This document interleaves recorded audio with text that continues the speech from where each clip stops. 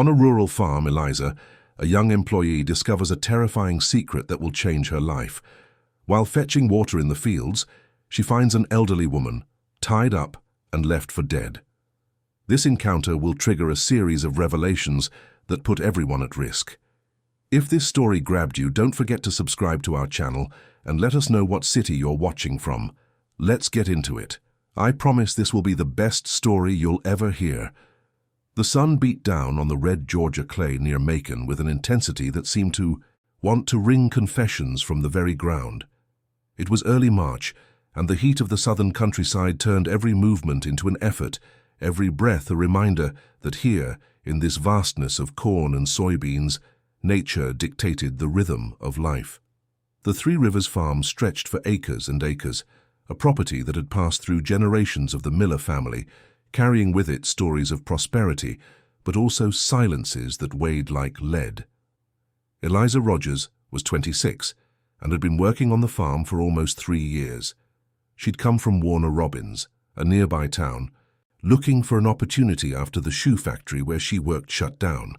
Life on the farm wasn't easy, but it wasn't cruel either. She woke before sunrise, helped in the kitchen, tended the garden, organized the main house, and in the late afternoons when the heat relented, she liked to walk among the crops, feeling the warm wind bring the smell of damp earth from the automatic sprinklers. That Friday morning, Eliza was in the kitchen preparing breakfast when Mrs. Gable, the farm's head housekeeper, a 60-year-old woman with grey hair pulled into a tight bun, hurried in through the back door. Her face, normally serene, wore a tense expression. "Honey, I need you to go out to the north field and get some water from the old well. The house plumbing is acting up again, and Mr. Henderson can't come fix it until Monday," Mrs. Gable said, wiping sweat from her forehead with a dish towel. Eliza nodded, grabbed 2 large buckets, and headed out the kitchen door toward the fields. The walk to the well took about 20 minutes, first crossing the cornfield and then a stretch of pasture where a few dairy cows rested in the shade of old pecan trees. The sky was a clear, intense blue without a single cloud to offer relief. As she walked, Eliza thought about her life. 3 years on the farm had flown by. She knew every corner of this place, every tree, every bend in the creek that cut through the property. She had grown accustomed to the routine, to the silence of the countryside broken only by the chirping of birds and the distant rumble of tractors. But something had changed in recent weeks. A strange feeling, as if the air were heavier, as if the farm were holding a secret she couldn't yet decipher. Alexander Miller, the owner of the farm, was a 42-year-old man, tall, with broad shoulders and hands calloused from work. Unlike many farm owners who just managed their land from afar, Alexander liked to be present, to know every employee, to understand every detail of production. He was respected by everyone, a fair man who paid on time and treated his workers with dignity. Eliza had always admired him for that. He had a gentle way of speaking, an easy smile, but lately he seemed distant, worried, as if carrying an invisible weight on his shoulders. Victoria, his wife, was different. Elegant, sophisticated, she came from a traditional family in Atlanta and had never fully adapted to country life. She wore expensive clothes, discreet but valuable jewelry, and maintained an air of superiority that bothered some of the staff. Eliza saw her infrequently, as Victoria spent more time in Atlanta, where she kept an apartment, than on the farm. When she was there, she controlled everything with an iron fist, from the arrangement of the furniture to the choice of dishes served at dinner. Alexander and Victoria's marriage was a mystery to Eliza. They seemed to live parallel lives. He dedicated to the land, she dedicated to social appearances. They had a daughter, Beatrice, 15, who attended a boarding school in the city and only came to the farm for holidays. Eliza reached the cornfield and started to walk through it. The stalks were high, reaching the top of her head, forming a green corridor that swayed gently with the breeze. The sound of the leaves rustling against each other created a kind of constant whisper, as if the field itself were trying to tell her something. That's when she heard it. A low, muffled moan coming from somewhere to her left. Eliza stopped, frowning. She stood motionless for a few seconds, wondering if she had imagined it, but the sound came again, a weak groan, almost a sigh of pain. Her heart began to beat faster. She dropped the buckets on the ground and started moving toward the sound, pushing the cornstalks aside with her hands.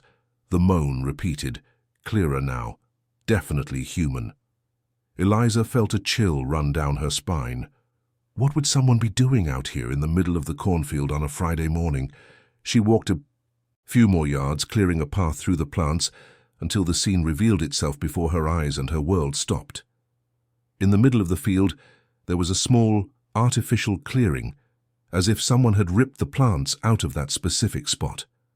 And there, sitting on the ground, her back propped against an old wooden stake, was a woman. But it wasn't just any woman. It was an elderly lady, with disheveled white hair falling over a thin face weathered by the sun. Her clothes were old, torn in places, caked with dirt. Her arms were bound by ropes tied to the stake behind her, and her bare feet were covered in sores. What shocked Eliza most was the woman's condition.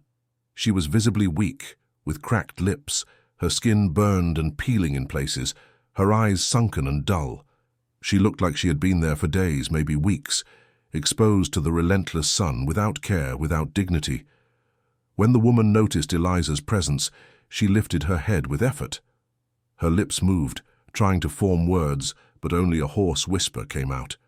"Help me, please," she managed to say, before her head lolled to the side again, as if the simple act of speaking had drained her last bit of strength. Eliza was frozen. Her brain refused to process what she was seeing. How was this possible? How could a person be in this state, on this farm, without anyone knowing? How many days had this woman been here? The questions swirled in her mind, but her body finally reacted. She ran forward, knelt beside the woman, and tried to untie the ropes binding her wrists. They were tight, digging deep grooves into the wrinkled skin. Eliza pulled, strained, but the knots were hard, impossible to undo without a knife. "I'm going to get help. I promise I'll be right back," Eliza said, her voice trembling. The woman didn't respond, just closed her eyes. Eliza got up and ran. She ran like she had never run in her life, back through the cornfield, tripping over roots, scraping her arms on the sharp leaves of the plants, but never stopping. Her heart hammered in her chest, her breath came in ragged gasps, and a single thought dominated her mind. She had to find Alexander. She reached the main house with her legs shaking and her face flushed from the effort.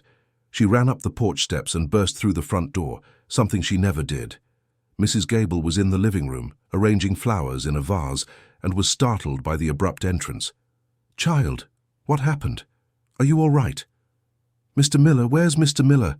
Eliza asked, breathless, holding onto the doorframe to keep from falling. "He's in his office, but Eliza, what is it?" Eliza didn't answer. She crossed the living room toward the hallway that led to Alexander's office. She knocked hard on the door, not waiting for a response, and went in. Alexander was sitting behind his massive wooden desk, papers spread out before him, reading glasses perched on the end of his nose. He looked up, surprised by the intrusion. "Eliza, what's wrong?" She approached the desk, the words tumbling out in a torrent. "Mr. Miller, there's a woman in the cornfield. She's tied up. She's in really bad shape. She needs help right away." Alexander slowly took off his glasses, frowning. "What do you mean, a woman tied up?" "Eliza, are you okay? Maybe the sun—" "I'm not imagining things," Eliza interrupted, her voice rising. "I saw her, with my own eyes. She's out there. She needs help now." Alexander studied her for a moment, seeing the sincerity and desperation in her face. He stood up, put his glasses in his shirt pocket, and grabbed the hat hanging behind the door. "Take me to her." They left together, Eliza in front, guiding Alexander through the field. Along the way, he asked questions, trying to understand what she had seen, but Eliza could barely answer coherently. She was nervous, confused, afraid that by the time they got there, the woman might no longer be alive. When they finally reached the artificial clearing in the middle of the cornfield, Alexander stopped abruptly. His face, tanned by the sun, turned pale instantly. He stood motionless for several seconds, just staring at the figure sitting on the ground, tied to the stake. Eliza looked at him and saw something she had never seen before on Alexander's always confident face. Absolute shock, and beneath it, recognition. "It can't be," he whispered, his voice barely audible. "Mr. Miller, do you know her?" Alexander didn't answer immediately.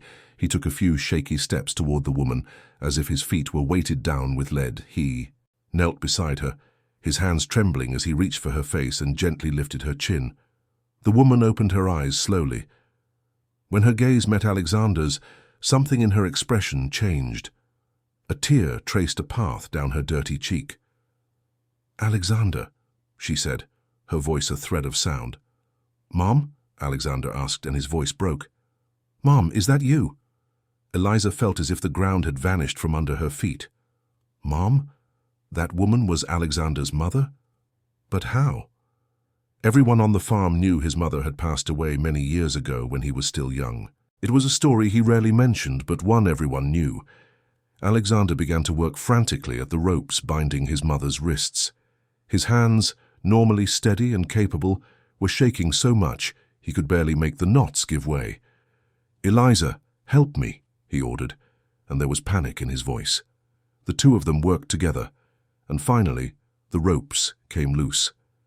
Alexander gathered his mother into his arms with a gentleness that contrasted with his strength. She was too light, just skin and bones. He held her against his chest, and Eliza saw tears streaming freely down his face. "I'm taking her to the house," he said, his voice firm despite the tears. "Eliza, go on ahead and tell Mrs. Gable to prepare a room, water, some light food, and call Dr. Evans. Tell him it's an emergency." Eliza nodded and ran back to the house. Her mind was in complete turmoil. Alexander's mother was alive. Not just alive, but had been kept in terrible conditions, right here, on the farm. Who had done this? Why? For how long had she been there? When she reached the main house, she found not only Mrs. Gable, but also Victoria, who had just arrived from Atlanta. She was in the living room, still in her travel clothes, a pair of beige tailored pants and a white silk blouse, her brown hair pinned in a flawless bun. "What is all this commotion?" Victoria asked, annoyed. "Eliza, why did you come in through the front door?" Eliza ignored the question and addressed Mrs. Gable. "Mrs. Gable, we need a room prepared, urgently. Water, light food, and someone needs to call Dr. Evans right now." "But what happened?" Mrs. Gable asked, alarmed. That's when Alexander came through the door carrying his mother in his arms. The silence that followed was absolute. Victoria turned pale, her eyes widening at the sight. "What?" she began, but her voice failed her. Alexander walked past her without a word, heading up the stairs toward the bedrooms. Mrs. Gable followed him immediately, and Eliza went after them. Victoria remained standing in the living room, motionless, her face a mask of conflicting emotions. In the bedroom, Alexander gently laid his mother on the bed. Mrs. Gable brought water and began to clean her face with a damp cloth. The woman was conscious but too weak to speak. Her eyes, however, moved between Alexander's face and the room around her, as if trying to understand where she was. Eliza stood in the doorway, watching. Alexander was sitting by the bed, holding his mother's hand, speaking to her in a low voice, words Eliza couldn't hear.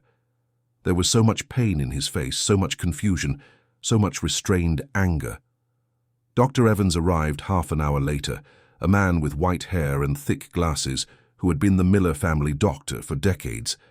He examined the woman in silence, his face growing more serious with each discovery. When he finished, he asked to speak with Alexander in private. They stepped out into the hallway, and Eliza, who was helping Mrs. Gable prepare a light soup in the kitchen, couldn't help but overhear the conversation as she passed by with a tray. "Alexander, she's severely dehydrated and malnourished," the doctor was saying, his voice grave and worried. "She has sores that have started to get infected, second-degree sunburns in some areas. From her condition, I'd say she's been exposed to these elements for at least a week, maybe more. It's a miracle she's alive. A few more days. And—" He didn't finish the sentence, but he didn't have to. Alexander ran a hand over his face, and Eliza saw he was trying to control his emotions. "Is she going to recover?" "With the proper care, yes, but it will take time. And Alexander," he paused, "I have to ask, how did this happen? Who is responsible for this?" "That, doctor, is the question I intend to answer," Alexander said, and there was steel in his voice. When the doctor left, Alexander returned to the room. His mother was sleeping finally after taking a few sips of water and a little broth. Mrs. Gable had offered to stay with her, but Alexander insisted on remaining there. Eliza went back to the kitchen, but she couldn't focus on anything. Her hands trembled as she washed the dishes, her mind spinning in circles trying to understand what had happened. Who had put that woman there? Why? And why did everyone think she was dead? That's when Victoria entered the kitchen. She had changed her clothes and was wearing a simple cotton dress, but her eyes were different. There was something in them that Eliza couldn't decipher. Fear, anger, guilt. "Eliza, I need to talk to you," Victoria said, her voice low. Eliza turned, drying her hands on a towel. "Yes, Mrs. Miller." "What you saw out there? What happened today?" Victoria paused, choosing her words carefully. "It's a very delicate situation, very complex. You don't understand the whole story." "With all due respect, Mrs. Miller," Eliza replied, feeling an unexpected courage rise within her. "I don't need to understand the whole story to know that what I saw was wrong. That woman, Mr. Miller's mother, was in an inhuman situation. Someone did that to her. Someone put her there." Victoria stepped closer, her eyes fixed on Eliza's. "You're new here. You don't know anything about this family, about the past, about the reasons why certain decisions were made. I advise you to keep quiet about this, not to ask questions, not to meddle where you're not wanted." Eliza felt a chill in her stomach, but she didn't look away. "I respect you, Mrs. Miller, but I can't stay quiet about something like this. That woman almost lost her life." Victoria took a step back, her face hardening. "You're going to regret getting involved in this, Eliza. You're going to regret it. A lot." And with those words, she left the kitchen, leaving Eliza alone, trembling but also strangely determined. Something was very wrong on this farm. Dark secrets were being unearthed, and Eliza knew, deep in her heart, that her life would never be the same. That night, Eliza couldn't sleep. She lay in her small bed in the back room of the house, staring at the ceiling, Victoria's words echoing in her mind. It had sounded like a veiled threat, a warning for her not to get any more involved. But how could she not? She was the one who had found Margaret, who had seen her suffering, who had witnessed her deplorable state. And Alexander. What must he be feeling right now? To discover that his mother, whom he believed had been dead for so many years, was alive and had been kept in terrible conditions right under his nose on his own property. The pain, the confusion, the rage he must be feeling were unimaginable. Eliza got out of bed around 3 in the morning, unable to lie still any longer. She put on a robe and left her room. The main house was silent. Only the distant sound of crickets outside breaking the stillness. She walked down the hallway, her bare feet making little noise on the wooden floor. When she passed the room where Margaret was, she saw a light from under the door. She hesitated for a moment, then knocked softly. "Come in," came Alexander's voice from inside. Eliza opened the door slowly. Alexander was sitting in a chair beside the bed, still dressed in the same clothes from the day before. He looked like he hadn't slept at all. His eyes were red, and there was a half-empty bottle of whiskey on the nightstand, along with a glass. "Sorry to bother you, Mr. Miller," Eliza said quietly. "I just wanted to see if you needed anything." Alexander looked at her and gestured for her to come in. "I can't sleep," he admitted, his voice hoarse. "Every time I close my eyes, I see her like that, tied up, suffering, and I think about how this was happening while I was living my life, working, laughing, sleeping peacefully. She was right there, just a few hundred yards away, and I knew nothing."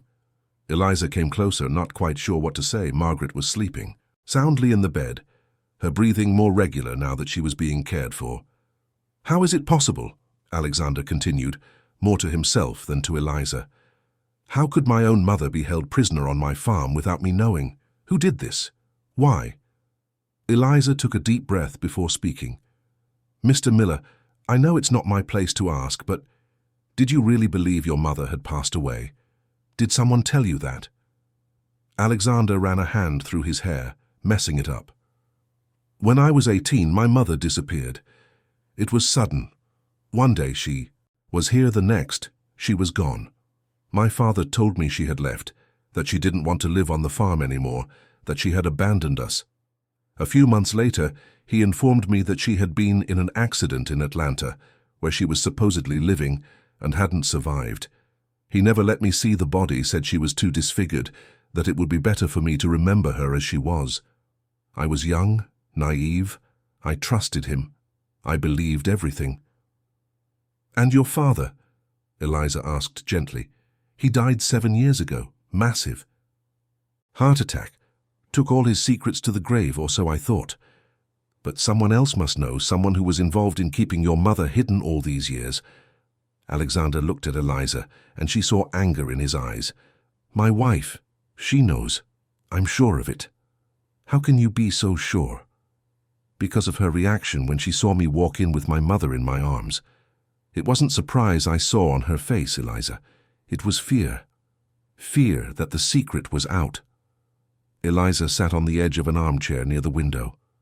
What are you going to do? Alexander stood up, walked to the window, and looked out into the darkness. I'm going to find out the whole truth, every single detail. Who was involved, how long this went on, why they did it. And when I know, I'm going to make sure everyone responsible pays for what they've done. He turned to Eliza, his face determined. Eliza, you need to understand something.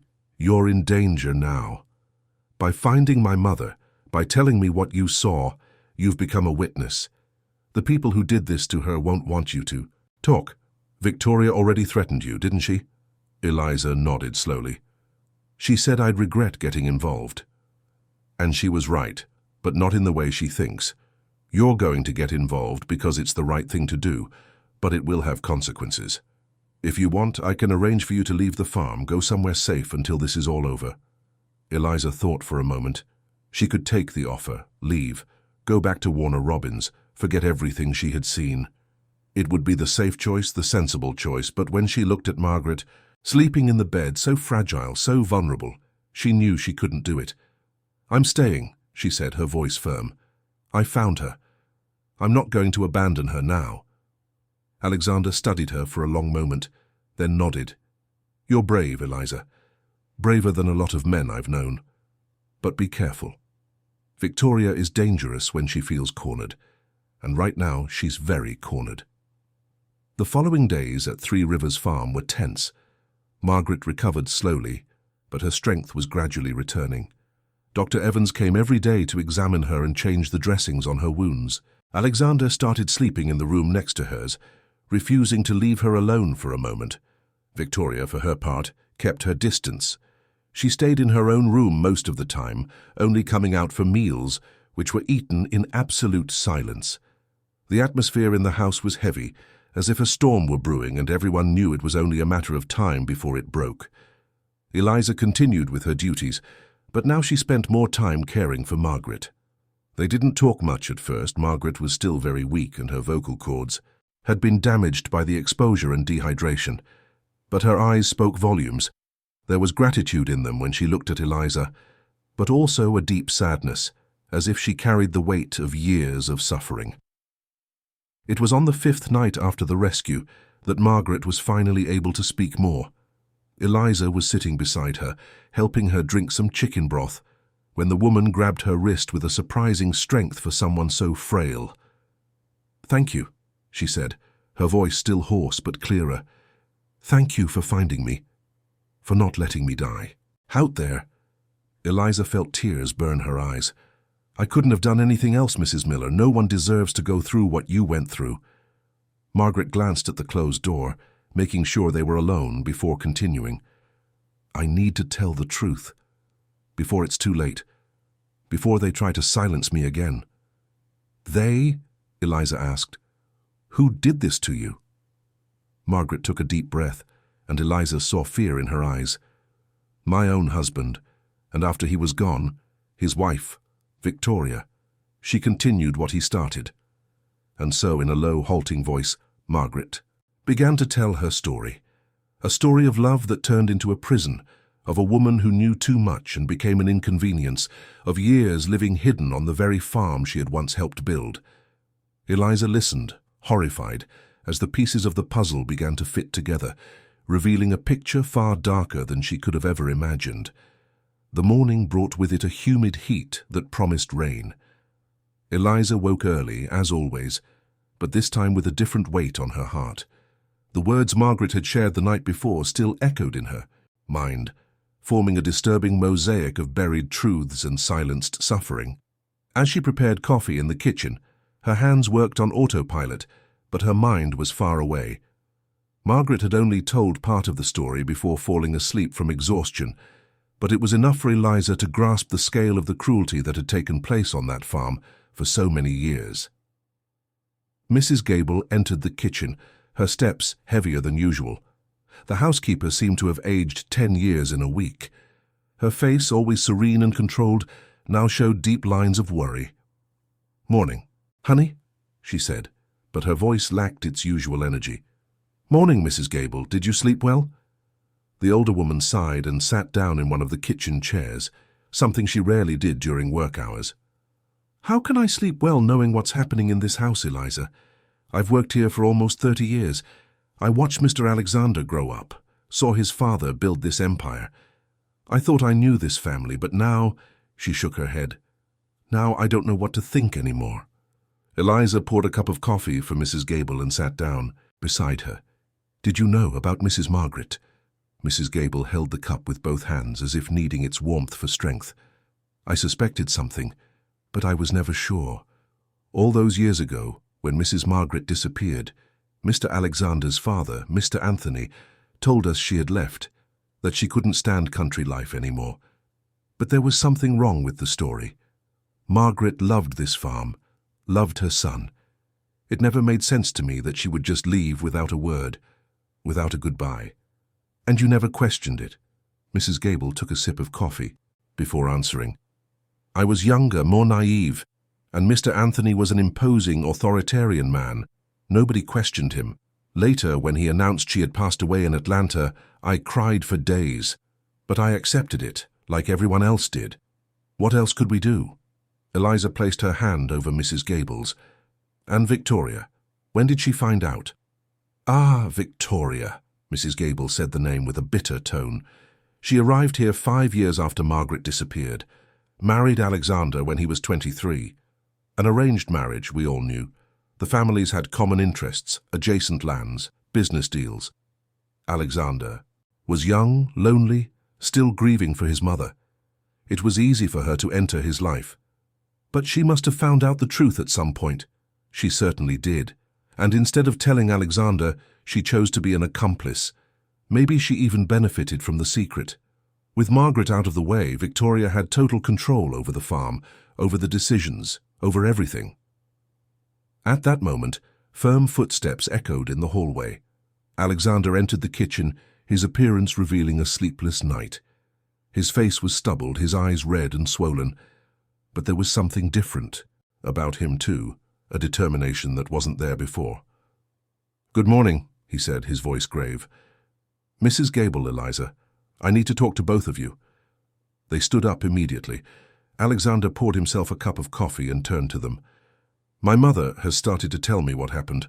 I haven't heard everything yet, she's still too weak, but enough to understand that this situation is much more serious than I imagined, and it involves more people than I thought." He paused, taking a sip of coffee. "I'm going to need your help. I need to know if I can trust you completely." Mrs. Gable was the first to respond. "Mr. Alexander, I've worked in this house since before you were born. Your mother was always kind to me, treated me like family. If there's anything I can do to help her, I'll do it without hesitation." Alexander nodded gratefully and turned his gaze to Eliza. "Eliza, you have no obligation to get involved in this. You're just an employee. You have no ties to our family. If you want to leave, I'll understand, and even help you." Eliza didn't have to think twice. "I'm staying, I found. Mrs. Margaret, I saw the state she was in. I'm not leaving now." Alexander studied her for a moment, and Eliza saw something soften in his eyes. "Thank you. Then you both need to know. I'm going to confront Victoria today. I'm going to demand that she tell me everything she knows, and depending on what she says, I'll take the necessary steps. And if she denies it, asked Mrs. Gable. "She can deny it all she wants, but my mother is alive and can testify. Besides, I've already found some strange things in my father's papers, documents that don't make sense. Money transfers to accounts I don't recognize. I'm starting to piece the puzzle together." "Be careful, Mr. Alexander," Mrs. Gable warned. "Victoria is not a woman who accepts losing control easily." "I know.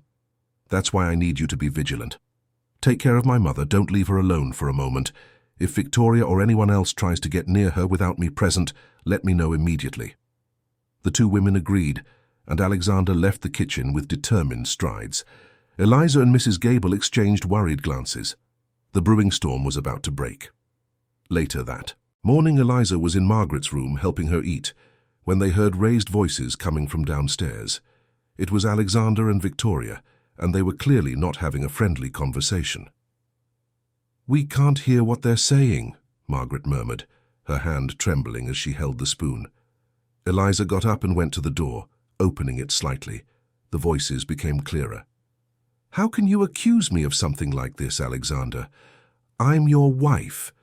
It was Victoria, her voice sharp with indignation.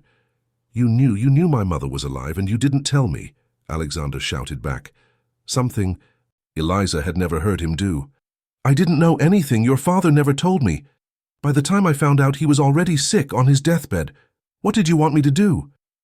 Tell me the truth. Let me decide what to do. But no, you chose to keep the secret. You chose to be an accomplice to unimaginable cruelty." There was a tense silence, and then Victoria's voice came, lower, more dangerous. "You don't understand anything, Alexander. Your father did what he did for good reasons. Your mother was a problem. She knew things that could destroy this family, destroy everything we've built." "What things?" Alexander asked, and there was a desperation in his voice that broke Eliza's heart. "Things from the past. Deals your father made, decisions he took. Your mother disagreed. She threatened to expose everything. He had no choice. There's always a choice. And the choice he made was monstrous. To keep her prisoner, to treat her like she wasn't human, that's unforgivable." "Then don't forgive me," Victoria said, her voice now cold. "Because I knew, yes. And I chose to do nothing, because your mother was a danger to everything we had. And if she had been freed, if she had told what she knew, we would all be ruined." Eliza heard the sound of something shattering, as if Alexander had thrown something against the wall. "Get out of this house," he said, his voice controlled but filled with fury. "Get out now. You are no longer welcome here." "This is my house as much as it is yours," Victoria retorted. "I'm not going anywhere." "Then I'll take the necessary legal action. I'm going to my lawyer today and starting divorce proceedings, and I will make sure you pay for your complicity. You'll regret this, Alexander. You'll regret it a lot. I know things about your father, about his business, that you can't even imagine. If you force my hand, I'll expose everything. Do what you want. I don't care anymore. The only thing that matters now is my mother, and making sure she gets the justice she deserves." They heard rapid footsteps, then the sound of a door slamming shut. Eliza quickly returned to Margaret's side. Tears were streaming silently down the older woman's face. "My son," she whispered. "My poor son. I never wanted him to know, never wanted him to carry this burden." Eliza took a tissue and gently wiped Margaret's tears. "Mrs. Margaret, Mr. Alexander needed to know the truth, and he's strong. He'll get through this." "But Victoria is right about one thing," Margaret said, her voice weak but urgent. "His father, my husband, he did terrible things to build this empire. I found out years ago, and when I confronted him, when I told him I was going to the authorities, that's when it all started." "What did he do?" Eliza asked softly. Margaret closed her eyes as if the memory were too painful to face. "He was involved in illegal dealings, buying up land from small farmers using strong-arm tactics, making deals with corrupt politicians, tax evasion. He built all this wealth on a rotten foundation. And when I found out, when I said I couldn't live with that lie anymore, he told me I was a threat, that I needed to be controlled. And that's when he imprisoned you?" "Not right away. First, he tried to convince me to stay quiet, offered me money, jewelry, anything I wanted. But I couldn't accept it. I couldn't keep living that sham. So he announced to Alexander that I had left, that I had abandoned them. He kept me locked up in an isolated part of the farm. in an old sharecropper's cabin that no one used anymore. For how many years? Margaret opened her eyes, and there was an infinite sadness in them. 24 years, Eliza. I was a prisoner for 24 years. The first few years were the worst. I tried to escape several times, but they always caught me. After a while, I stopped trying. I accepted my fate. Until a few months ago, everything changed. What changed? Victoria decided I was too big. A risk. My husband had passed away, and she was afraid someone might find me in the old cabin. So she moved me to that spot in the cornfield. She said it would only be temporary, until she found a permanent solution. Margaret began to tremble, and Eliza held her firmly. I knew what she meant by a permanent solution. She was going to let me die there, exposed to the sun, without proper food, without enough water, and it would have worked if you hadn't found me. Eliza felt anger rising inside her. How could anyone be so cruel? How could Victoria look at herself in the mirror every day knowing the suffering she was causing? You're safe now, Eliza said firmly. I won't let anything happen to you. Margaret smiled faintly. You're a good girl, Eliza. You remind me of myself when I was younger. Brave, idealistic, believing that right will always prevail. But I learned the hard way that the world isn't like that. Powerful people can do terrible things and get away with it. Not this time, Eliza promised. This time the truth will come out. The following days were a roller coaster of emotions. Alexander began to investigate his father's papers with an obsessive fervor, discovering more and more evidence of the illicit dealings that had built the Miller family fortune. Each discovery left him more devastated, but also more determined to right the wrongs of the past. Victoria refused to leave the farm, barricading herself in her room and only emerging for meals, which were moments of unbearable tension. She and Alexander didn't exchange a word, and the air around them seemed electrified with mutual hatred. Margaret recovered slowly, but her mental strength returned faster than her physical. She began to tell Alexander everything. She knew about his father's business, providing details he would need to understand the extent of the corruption. It was painful for her to relive those memories, but she knew it was necessary. Eliza continued to be the bridge between everyone. She cared for Margaret, supported Alexander when he needed to vent, and kept the house running while Mrs. Gable coordinated the other staff, who were beginning to realize that something serious was happening in the main house. It was on a rainy afternoon when the sky opened up in a typical March thunderstorm that everything changed again. Eliza was in Margaret's room, reading her a book of poetry the older woman had requested, when they heard the sound of a car arriving. Eliza went to the window and saw an unfamiliar black sedan parking in front of the house. A man in a suit got out of the car, opening a large umbrella and walking quickly to the porch. Eliza recognized the type immediately, a lawyer or someone in a position of authority. Mrs. Margaret, someone's here. I'll go see who it is. Eliza went downstairs and found Alexander already at the door, talking to the man. She stayed, in the shadows of the hallway, listening. Mr. Miller, I'm Henry Taylor, the Miller family's attorney for 3 decades. I worked extensively with your father. Mr. Taylor, Alexander said, his voice cold, I know who you are. My father spoke of you often. May I come in? There are urgent matters we need to discuss. Alexander hesitated, but finally stepped aside. The 2 men went into the office, and Eliza found herself torn between curiosity and a sense of duty. Finally, curiosity won. She crept closer to the office door, which had been left ajar. I came here because I was informed by your wife about the situation that has recently developed, the lawyer was saying. My wife no longer has the authority to speak on my behalf, Alexander replied sharply. Be that as it may, I must warn you about the consequences of your actions. If you proceed with any kind of investigation into your father's business, or if you try to expose information that could harm the family's reputation, there are people who will be affected. Powerful people. Is that a threat, Mr. Taylor? It's a warning. Your father did what he did to protect not only his family, but also many other people who benefited from his arrangements. If you stir up this hornet's nest, it won't just be your family that suffers the consequences. Then let them suffer, Alexander said, his voice hard as steel. My mother was held prisoner for over 2 decades. She suffered in ways I can barely imagine. And all for what? To protect dirty business deals? To maintain a reputation built on lies? I don't care about the consequences. The truth needs to come out. You're an idealist, just like your mother was, the lawyer said, and there was something menacing in his tone. And look where her idealism got her. Eliza saw Alexander take a threatening step toward the lawyer. Get out of my house, now. Think carefully about your next move, Mr. Miller. There are forces at play that you don't fully understand. And with those words, the lawyer left. Eliza quickly moved away from the door, but not before Alexander saw her. He came out of the office, his face red with anger. Eliza, did you hear that?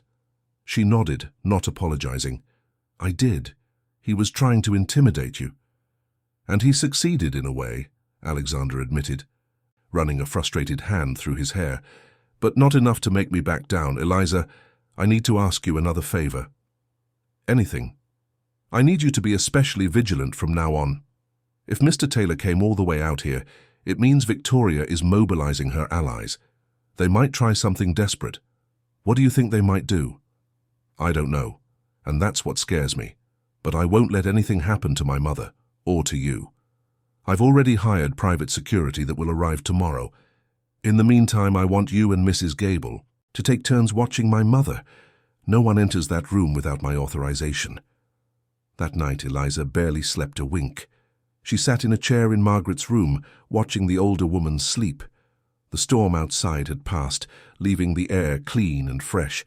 But inside the house, the storm was just beginning.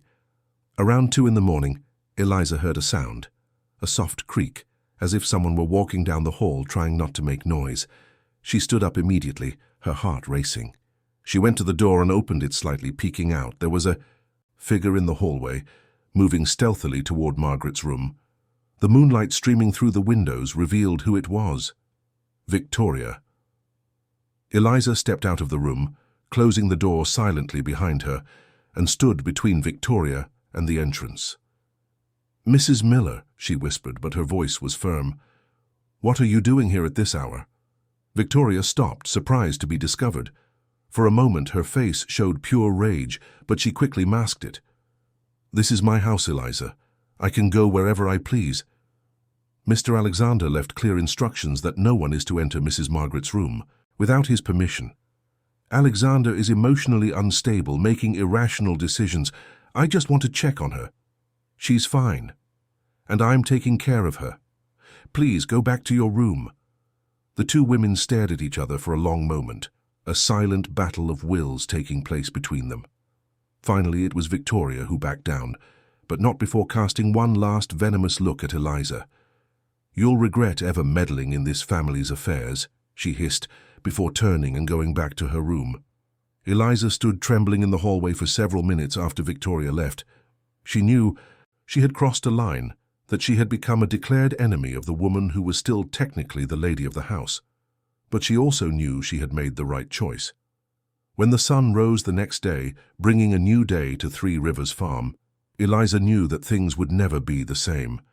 The secrets were being revealed, the masks were falling, and the truth, however painful, was finally coming to light.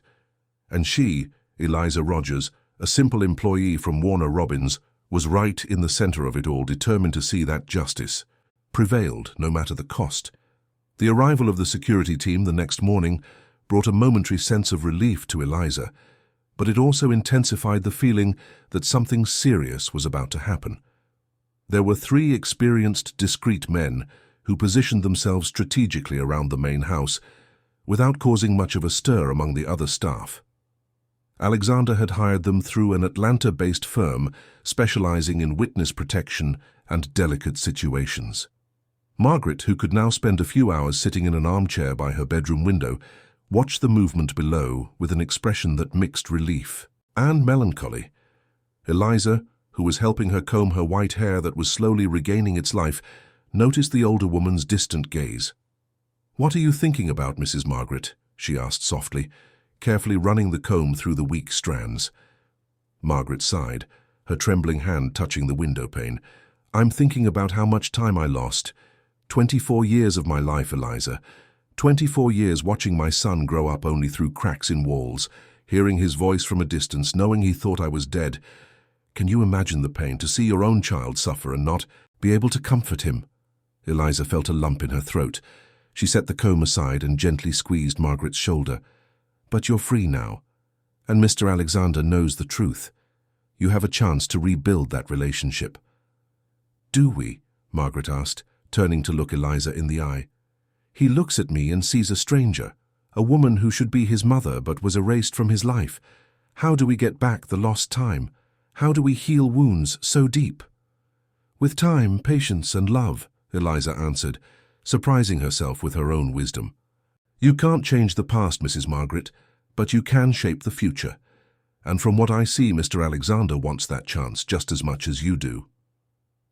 At that moment, as if he had overheard the conversation, Alexander knocked on the door and entered. He was carrying a tray with fresh coffee, sliced fruit, and buttered toast. Since Margaret had started to recover, he had made a point of personally bringing her at least one meal a day, a ritual Eliza sensed was more about emotional connection than nutrition.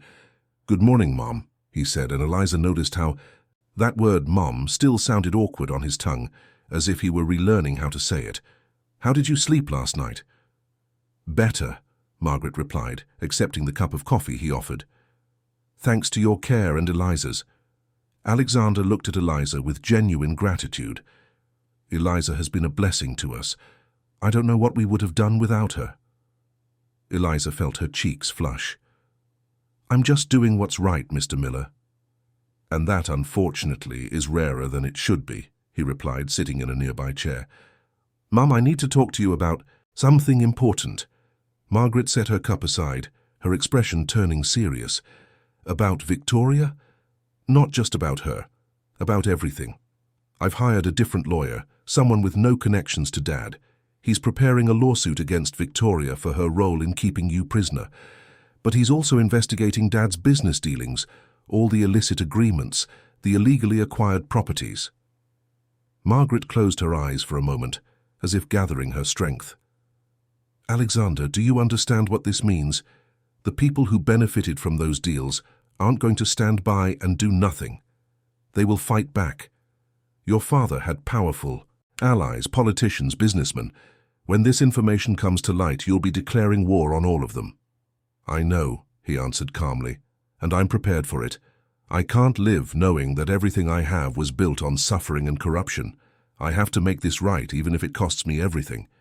"My son," Margaret said, her voice breaking with emotion, "you are more noble than your father ever was.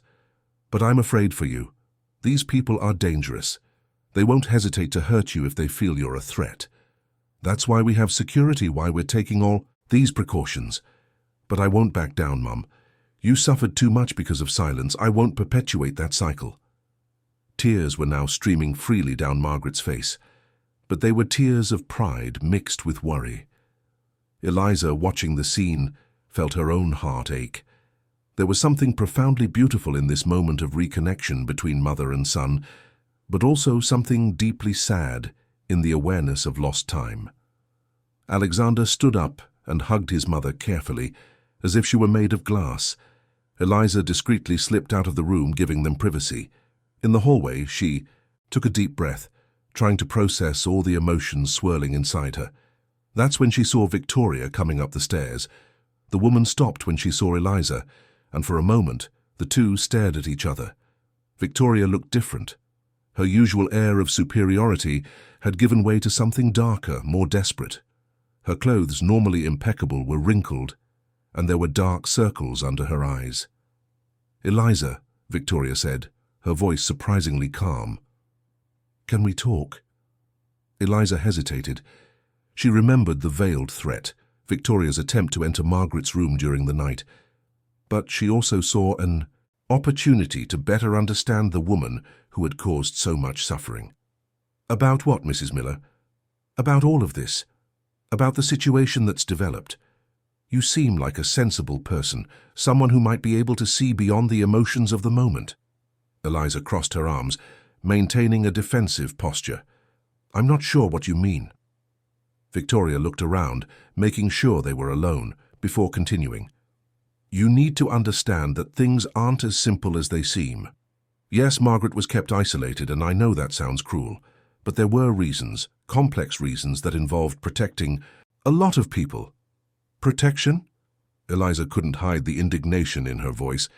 You call leaving a woman in inhuman conditions protection, tied to a stake in the middle of a cornfield? Victoria winced, as if the memory caused her discomfort. That was, she searched for the words, an error in judgment. I was desperate. Margaret knew too much, and with Anthony gone, there was no one left to control the situation. I thought if I kept her somewhere, no one would find her for a while. I could figure out a more permanent solution. A permanent solution, Eliza repeated, feeling nauseous. You were going to let her die out there? No, Victoria protested, but there was a falseness in her voice. I was thinking of sending her somewhere, an institution maybe, where she could be cared for but kept quiet. Lies, Eliza said simply. You knew exactly what you were doing. Victoria's face hardened. Fine then. Let's talk truth. Margaret was a threat, not just to me, but to Alexander, to Beatrice, to all of us. If she had told what she knew about Anthony's business, not only would our reputation have been destroyed, but we likely would have faced criminal charges. Everything we have, everything Alexander inherited, would have been taken. Do you think I did what I did out of cruelty? No. I did it for survival. Survival doesn't justify torture, Eliza replied firmly. Victoria took a step closer, her voice dropping to an urgent whisper. Eliza, you seem like an intelligent young woman. Think about what you're doing. You're siding with Alexander on a crusade that will destroy everything, and when the dust settles, when he's lost everything, do you think he'll thank you? Do you think Margaret will be happy seeing her son in ruins? At least he'll have his integrity, Eliza answered, and at least Mrs. Margaret will have her freedom and dignity. Integrity doesn't pay the bills. Dignity doesn't put food on the table. When Alexander wakes up and realizes what he's lost because of his idealism, it will be too late. So be it, Eliza said, turning to leave, but don't count on me to help you perpetuate any more lies. Eliza, Victoria called after her, her voice now laced with something that sounded almost like desperation. Please think about what I'm saying. There's still time to fix this. We can find a middle ground, a way to protect everyone. You just have to help me convince Alexander to be reasonable. Eliza stopped but didn't turn around. You're asking me to convince him to betray his own mother. The answer is no. And with that, she walked down the hall, leaving Victoria alone. Her steps were firm, but inside, Eliza was trembling. She had seen something in Victoria's eyes that scared her, a kind of desperation that could drive a person to do unthinkable things. The following days brought rapid changes. Alexander's new lawyer, Michael Fisher, a young man with an impeccable reputation in corporate corruption cases, began gathering evidence. He spent hours in the office with Alexander, reviewing documents, tracing connections, building a case that would be presented to the proper authorities. Margaret gave her deposition, long and emotionally exhausting sessions where she recounted years of suffering. Eliza was present for some of these sessions, holding Margaret's hand when the memories became too difficult to bear. Meanwhile, Victoria became more and more isolated. She stopped eating meals with the others, asking for food to be brought to her room. Mrs. Gable, who usually brought the trays, reported that Victoria spent hours on the phone, always in whispered conversations, always with the door locked.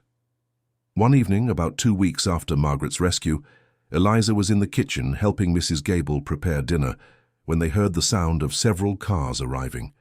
They exchanged worried glances before going to the window. There were 3 black SUVs, from which men in dark suits emerged. They didn't look like police, but they didn't look friendly either. One of them, a tall man in sunglasses despite the approaching dusk, led the group toward the house. Mrs. Gable, go get Mr. Alexander, Eliza said quickly. I'll go to the door. Honey, it's not safe, Mrs. Gable protested, but Eliza was already walking toward the front door. She got there at the same time as one of the security guards Alexander had hired, a sturdy man named Robert. Who are these people? Eliza asked.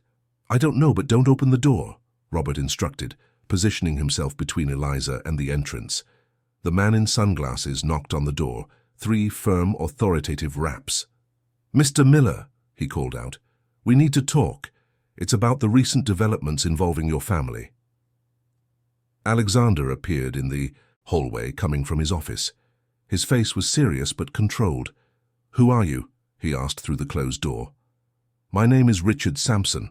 I represent a group of businessmen and public figures who have an interest in the Miller family's reputation. We can discuss this civilly, or it can become much more unpleasant for everyone involved." Alexander looked at Robert, who shook his head negatively, advising against opening the door. But Alexander, always a man to face his problems head-on, unlocked and opened it. Richard Sampson entered, followed by 2 of his men. The others remained outside. He took off his sunglasses, revealing cold, calculating eyes. "Mr. Miller, thank you for seeing me. I imagine you know why I'm here. I imagine it's to intimidate me, to try to convince me not to proceed with the legal actions I'm preparing." "Intimidate is a strong word," Sampson said with a humorless smile. "I prefer to think of it as friendly advice. Your father made many deals over the years, deals that benefited many people. Those people will not be happy if those deals are exposed. My father also committed many crimes, and he held my mother prisoner for decades. These people you speak of were accomplices, directly or indirectly. They should all answer for their actions." Sampson sighed as if dealing with a stubborn child. "Look, Mr. Miller, no one wants to hurt you. You're young. You have your whole life ahead of you. Why risk it all for something that happened in the past? We can make a deal. You keep your father's business dealings quiet, and in return, we ensure that you and your family remain safe and prosperous." "Are you offering me a bribe?" "I'm offering a practical solution to a complicated situation. The answer is no," Alexander said firmly. "Now please leave my house." The smile vanished from Sampson's face. "You're making a grave mistake, Mr. Miller. The people I represent are not known for their patience or forgiveness." "Is that a threat?" "It's a reality. Think carefully about your next move. You have a daughter, don't you? Beatrice, 15, attends a boarding school in Atlanta. It would be a shame if something happened to her because of her father's stubbornness." The air in the room seemed to freeze. Alexander turned pale, and Eliza saw his hands clench into fists so tight his knuckles turned white. "If you touch my daughter," Alexander said, his voice low but charged with a deadly fury, "I will dedicate every second of my life to destroying you, all of you." Sampson put his sunglasses back on. "We hope it won't come to that. But the choice is yours, Mr. Miller. You have 3 days to reconsider. After that, we can't guarantee what might happen." And with that final threat, he and his men left. As soon as the door closed, Alexander nearly collapsed. Robert supported him. "Mr. Miller, I'll call the school. I'll have Beatrice picked up right now," Robert said quickly. "Do it," Alexander agreed, his voice trembling, "and double the security here. I want men at every entrance, cameras in every corner. No one gets in or out without my authorization." Eliza ran to get Alexander a glass of water. He was visibly shaken.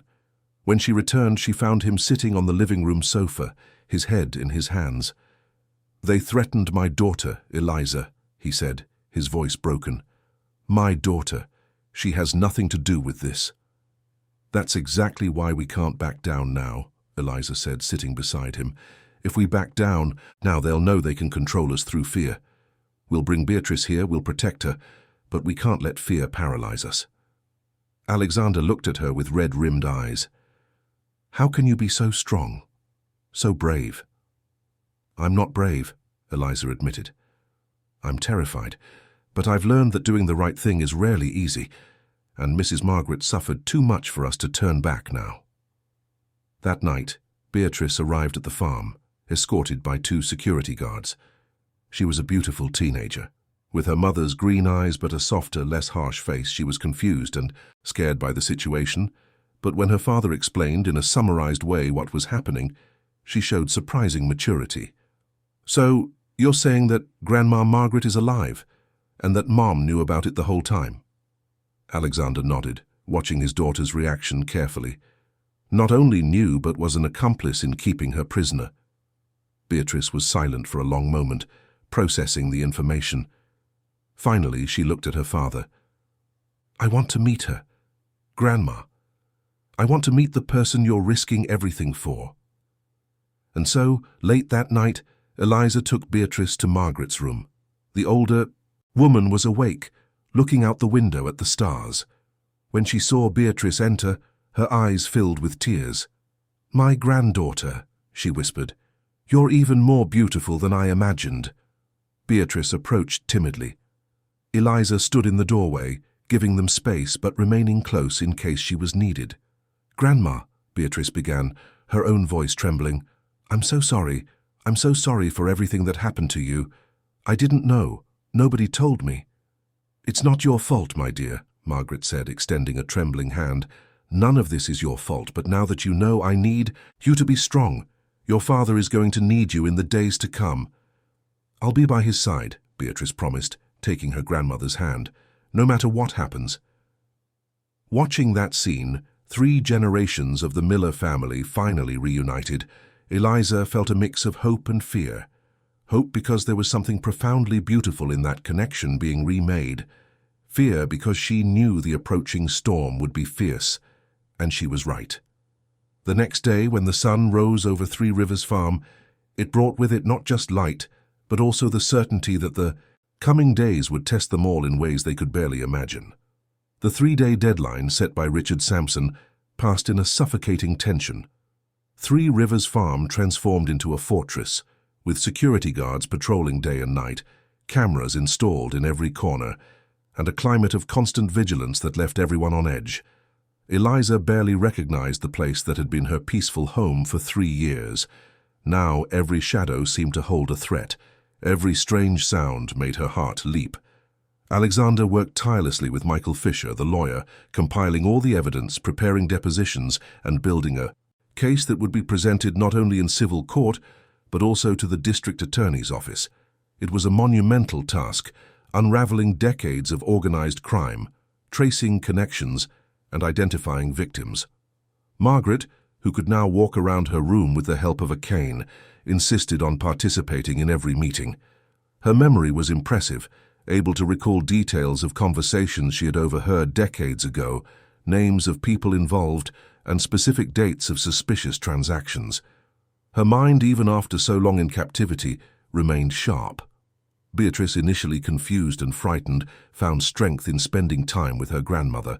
The two would talk for hours, Margaret telling stories of when Alexander was a child, Beatrice talking about her life, her dreams, her fears.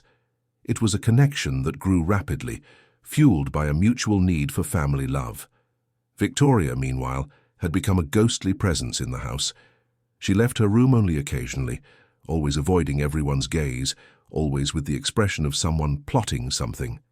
Eliza sometimes saw her at the window, talking on the phone, her agitated gestures suggesting heated conversations. On the morning of the 3rd day, a sunny Saturday that contrasted with the grim atmosphere, inside the house everything changed. Eliza was in the kitchen helping Mrs. Gable prepare breakfast, when Robert, the head of security, entered quickly. "Miss Eliza, I need you to get Mr. Alexander urgently. We have a situation." "What happened?" Eliza asked, her heart already racing. "Mrs. Miller tried to leave the property a few minutes ago. When we intercepted her, she was carrying several suitcases and a significant number of documents from the office." Eliza dropped what she was doing and ran to find Alexander. She found him in the office with Michael Fisher, both hunched over papers spread across the desk. "Mr. Miller, Victoria tried to run. She was taking documents." Alexander's face hardened. He stood up immediately. "Where is she now?" "The guards brought her back. She's in the living room."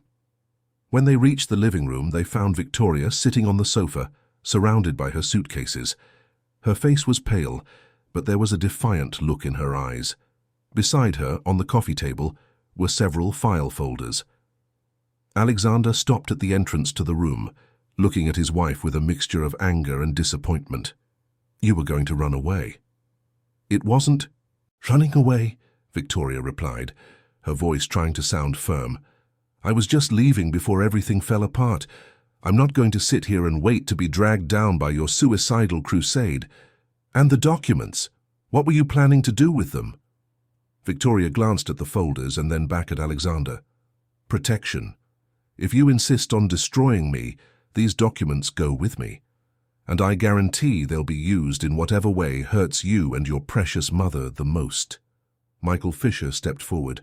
Mrs. Miller, those documents are the property of your late father-in-law's estate, and by extension your husband's. Removing them from the property without authorization is misappropriation. Victoria laughed, but it was a bitter, joyless sound. Misappropriation? That's what you're worried about? After everything? Alexander, do you really think you're going to walk out of this the hero? You're going to lose everything. The farm, the money, the reputation. And for what? For a woman who chose silence for over 2 decades? She didn't choose anything. Margaret's voice cut through the air like a blade. The older woman was standing at the entrance to the room, leaning on her cane, with Beatrice by her side for support. I was forced, manipulated, held prisoner. The choice I made was to survive. Victoria stood up, facing Margaret for the first time since she had been rescued. Survive? You threatened to destroy this family? Your husband did what he had to do to protect his legacy. He held a woman captive, Alexander shouted, his voice echoing through the room. There is no justification, no excuse that makes that acceptable. Beatrice, who had remained silent until now, took a step forward. Mom, she said, her voice trembling but firm, how can you defend this? How can you look at Grandma and not feel ashamed of what was done to her? Victoria looked at her daughter, and for the first time, Eliza saw something crack in her facade. Her hands trembled, her eyes filled with tears she fought to hold back. You don't understand, Beatrice. I did what I did to protect you, to make sure you had a future, that our family remained strong. But at what cost? Beatrice asked, tears now streaming freely down her face. At what cost, Mum? Grandma suffered for years, and you knew you could have stopped it, but you chose to do nothing. Because I loved you, Victoria finally screamed, her composure completely shattering. Because every decision I made, every lie I told, every secret I kept, was to protect you and your future. The silence that followed was heavy. Everyone in the room processed Victoria's words, trying to find some truth in them, some redemption.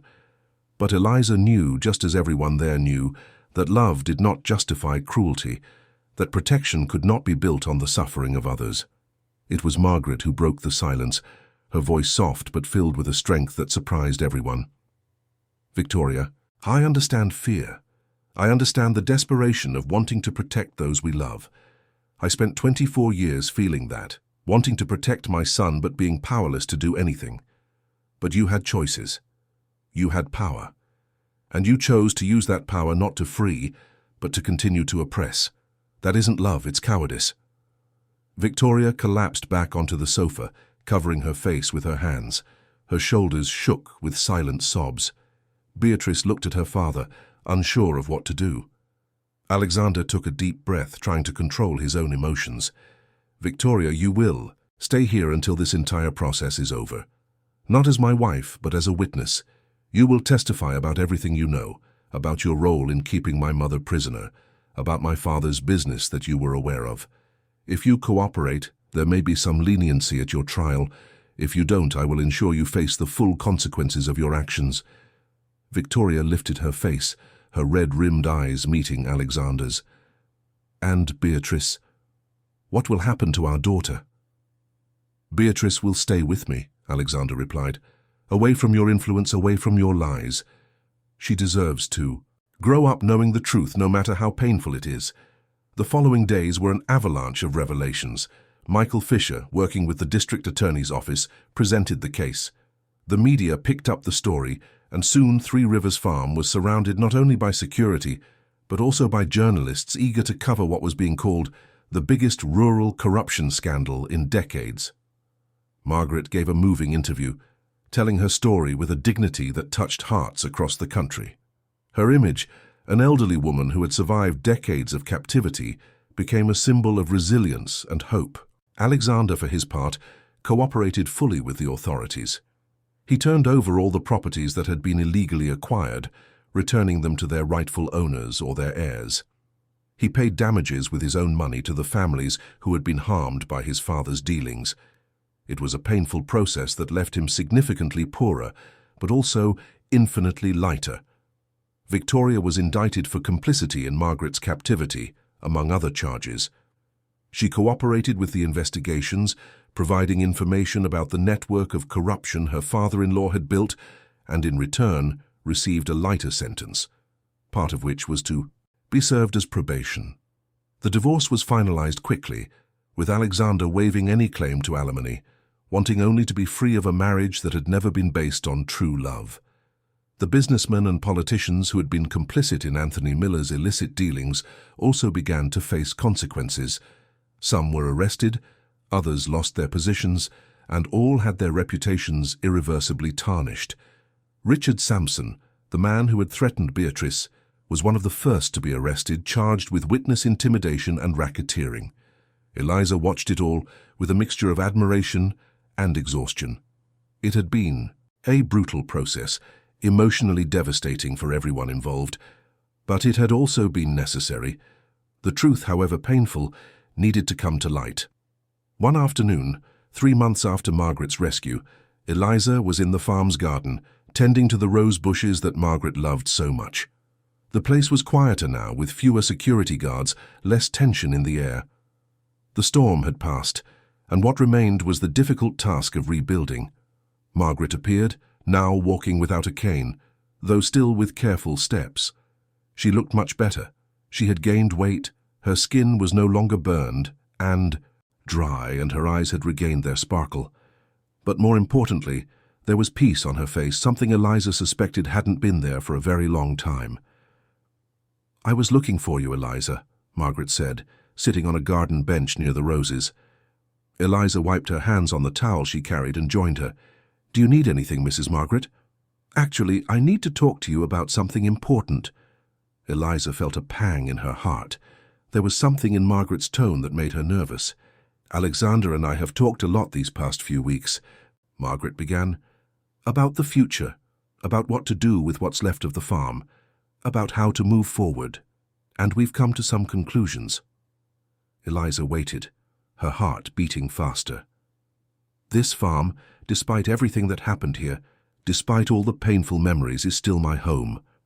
It's where I raised my son, where I planted these roses, where I built a life before it was stolen from me. I don't want to abandon it, now that I'm finally free." "That's wonderful, Mrs. Margaret," Eliza said sincerely. "But the farm is large, and it's just Alexander, Beatrice, and me. We need help, not just to keep it running, but to transform it into something new, something better. We want to create a place of healing, a refuge for other people who have suffered situations similar to mine. And to do that, we need good people, people we can trust completely." Margaret took Eliza's hand. "You saved my life, Eliza, not just physically, but in so many other ways. Your courage, your integrity, your compassion, all of it gave me the strength to keep fighting. And now we want to offer you not just a job, but a partnership. We want you to be part of this new family we're building, this new vision for Three Rivers Farm." Eliza felt tears burn her eyes. "Mrs. Margaret, I don't know what to say." "Say yes," Margaret smiled. "Say you'll stay with us, that you'll help us turn this place of pain into a place of hope." "Yes," Eliza said, her voice breaking with emotion. "I'll stay. Of course I'll stay." The two women hugged, and in that moment, in the garden bathed in the afternoon sun, Eliza felt she finally understood the true meaning of family. It wasn't about blood or obligation. It was about choice, about being there in the hard times, about fighting for those you love even when it's easier to run away. In the months that followed, the transformation of Three Rivers Farm was remarkable. Alexander, working alongside Margaret and Eliza, began to implement changes.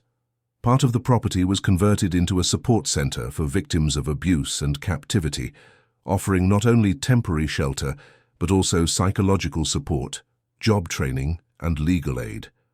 Margaret, using her own experience, became a powerful voice in advocating for victims' rights, giving talks, participating in documentaries, and inspiring changes in protection laws. Beatrice, who had initially been traumatized by the whole situation, found a purpose in helping at the center.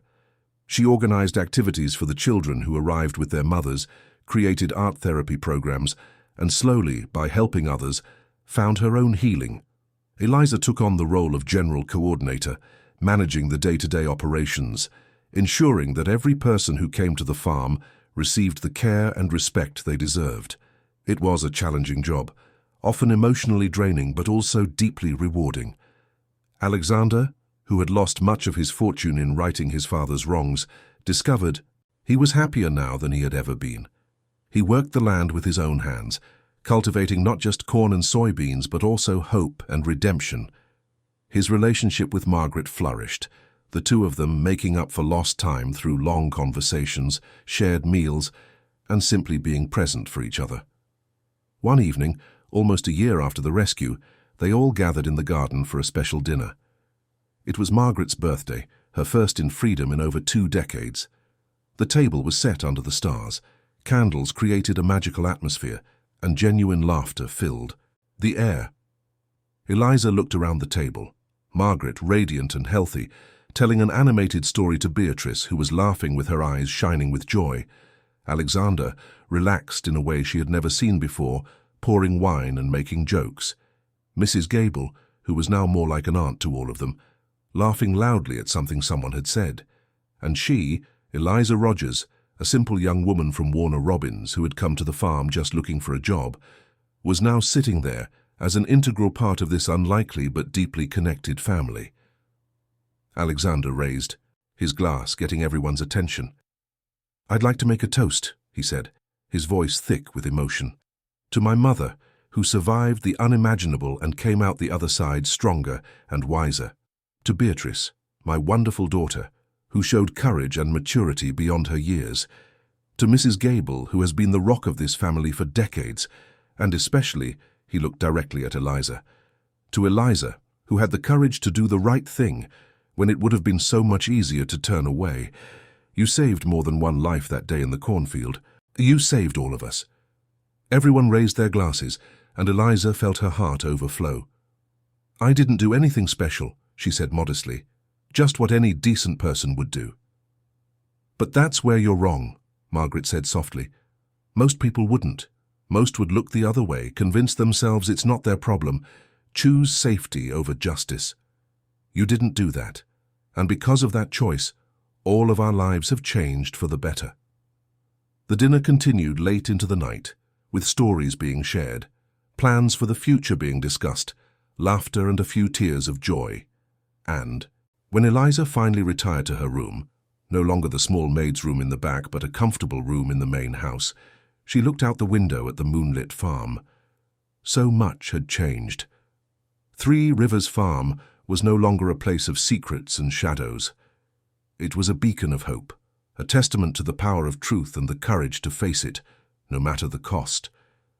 Eliza thought about everything that had happened, all the choices she had made, all the moments of fear she had faced, and she realized she wouldn't change a thing, because those choices, those moments, had led to this: a family united not by blood, but by something much stronger, a chosen family built on a foundation of truth, justice, and unconditional love. Outside, the cornstalks swayed gently in the night breeze, but now they held no dark secrets. They were just corn growing under the generous sun, just as they were all growing, healing, and transforming. And Eliza knew with a certainty that came from the depths of her soul that she was exactly where she was meant to be, doing exactly what she was meant to do, surrounded by the people she loved and who loved her back. The truth, as painful as it had been to uncover, had finally set them all free, and in that freedom, they found not only justice but also redemption, not only healing but also hope for a brighter future.